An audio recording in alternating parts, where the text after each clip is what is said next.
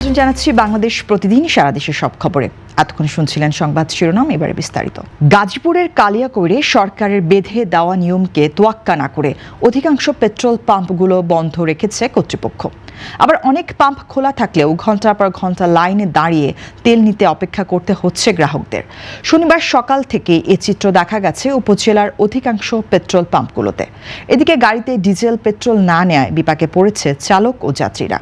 স্থানীয় প্রশাসন মনিটরিং করলেও মানছেন না পাম্প কর্তৃপক্ষ।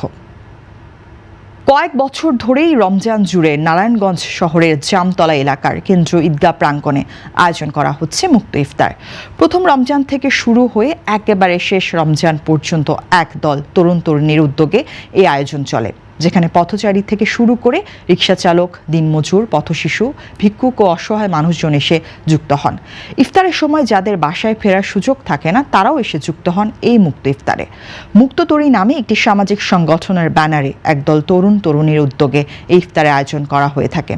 তাদের এই আয়োজনে প্রতিদিন তৃপ্তি ভরে ইফতার করতে পারছেন অন্তত 150 মানুষ।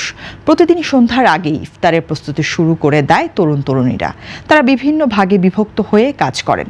প্লেট পরিষ্কার, ফল কাটা, শরবত তৈরি এবং ইফতার পরিবেশনের কাজগুলো করেন নিজেরাই। স্বেচ্ছাসেবী পুষ্পিতা সাহা বলেন, 2022 সাল থেকে আমাদের এই কার্যক্রম পরিচালনা করছি। প্রথম রমজান যখন শুরু করি তখন আমাদের হাত শূন্য থাকে, তারপর একে একে সবাই সহযোগিতা করতে শুরু করেছেন। স্বেচ্ছাসেবী সংগঠন মুক্ত তরীর প্রতিষ্ঠাতা জয় দত্ত বলেন, আমাদের এখানে প্রায় 40 জন সদস্য আছি।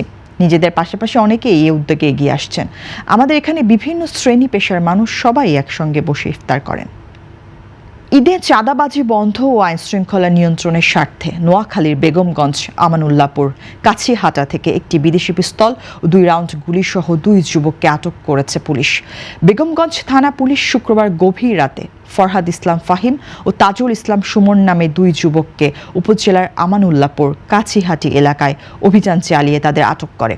পুলিশ জানায়, অতিরিক্ত পুলিশ সুপার আ.ন.ম ইমরান হোসেন ও অফিসার ইনচার্জ মোহাম্মদ শামসুজ্জানের নেতৃত্বে পুলিশের একটি বিশেষ দল অভিযান চালিয়ে তাদের আটক করে।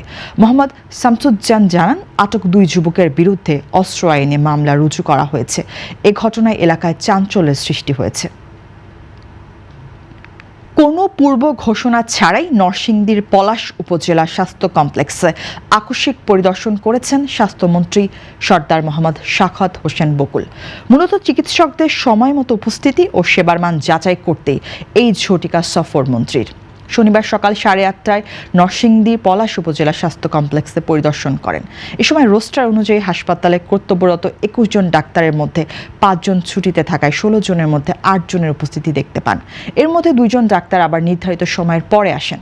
বেশ কয়েকজন চিকিৎসক ও স্টাফকে কর্মস্থলে অনুপস্থিত দেখে ক্ষোভ প্রকাশ করেন স্বাস্থ্যমন্ত্রী সর্দার সাখাওয়াত হোসেন বকুল। পরিদর্শনকালে মন্ত্রী জরুরি বিভাগ থেকে শুরু করে প্যাথোলজি ল্যাব এবং বহির্বিভাগ ঘুরে দেখেন। হাসপাতালের পরিষ্কার পরিচ্ছন্নতা, ওষুধের স্টক ঠিক আছে কিনা সে বিষয়ে কর্মকর্তাদের কড়া নির্দেশনা দেন। সরাসরি লাইনে দাঁড়িয়ে থাকা রোগীদের সাথে কথা বলে তাদের সমস্যার কথা শোনেন স্বাস্থ্যমন্ত্রী। রাজশাহীতে জ্বালানি তেলের সরবরাহের সাময়িক ঘাটতির কারণে বিভিন্ন ফিলিং স্টেশনে দীর্ঘ লাইনের সৃষ্টি হয়েছে। কোথাও কোথাও তেল শেষ হয়ে যাওয়ায় সাময়িকভাবে পাম্প বন্ধ রাখা হচ্ছে, আবার কোথাও সীমিত পরিমাণে তেল বিক্রি করা হচ্ছে। এমন পরিস্থিতিতে এক ফিলিং স্টেশনে পুলিশের উপস্থিতিতে তেল বিক্রির ঘটনা ঘটেছে। উপস্থিত অনেক চালক অভিযোগ করেন, পাম্পে তেল মজুদ থাকা সত্ত্বেও তখন কোনো যানবাহনকে তেল দেওয়া হচ্ছিল না। এ নিয়ে এক পর্যায়ে পাম্পে হট্টগোল শুরু হয়। এরপর এয়ারপোর্ট থানা থেকে পুলিশের একটি টহল গাড়ি ঘটনাস্থলে অবস্থান নেয়। এদিকে রাজশাহী বিভাগ জুড়ে পেট্রোল ও অকটেনের সরবরাহে ঘাটতি দেখা দেওয়ায় বিভিন্ন ফিলিং স্টেশনে বাইকারদের দীর্ঘ সারি তৈরি হয়েছে। চালকের অভিযোগ করছেন, চাহিদা মতো তেল পাওয়া যাচ্ছে না। কোথাও কোথাও তেল শেষ হয়ে যাওয়ায় কয়েকটি ফিলিং স্টেশন সাময়িকভাবে বন্ধও রাখা হয়েছে। যেসব স্টেশনে তেল রয়েছে সেগুলোতে সীমিত পরিমাণ তেল বিক্রি করা হচ্ছে। এ বিষয়ে আফরিন ফিলিং স্টেশনের ম্যানেজার সোলাইমান কবির বলেন, ইরানকে ঘিরে চলমান যুদ্ধ পরিস্থিতির কারণে মানুষের মধ্যে তেল পাওয়া নিয়ে এক ধরনের আতঙ্ক তৈরি হয়েছে। ফলে স্বাভাবিক সময়ের তুলনায় চাহিদা 2 থেকে 3 গুণ বেড়ে গেছে। দর্শক, এই ছিল এখনকার মতো সংবাদ। এতক্ষণ সঙ্গে থাকার জন্য ধন্যবাদ। পরবর্তী বুলেটিন দেখতে চোখ রাখুন বাংলাদেশ প্রতিদিনের ফেসবুক পেজ ও ইউটিউব চ্যানেলে।